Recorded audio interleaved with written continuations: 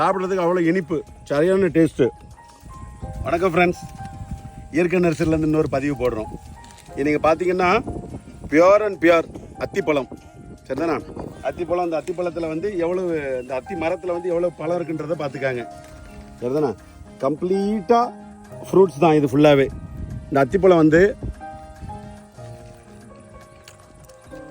சாப்பிட்றதுக்கு அவ்வளோ இனிப்பு, சரியான டேஸ்ட்டு.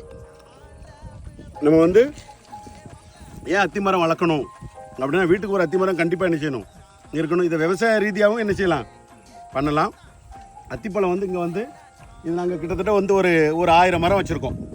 இதில் நீங்கள் பார்த்தீங்கன்னா ஃபுல் அண்ட் ஃபுல்லாகவே அத்தியோட தான் இருக்கும்.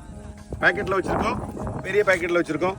அத்திப்பழம் யாருக்காவது வேணும்னு ஃபீல் பண்ணிங்கன்னா இயற்கை நர்சரிக்கு வாங்க, வந்து அத்திப்பழத்தை டேஸ்ட் பண்ணி சாப்பிட்டுட்டு தேடி வாங்கிட்டு போங்க. தேங்க்யூ.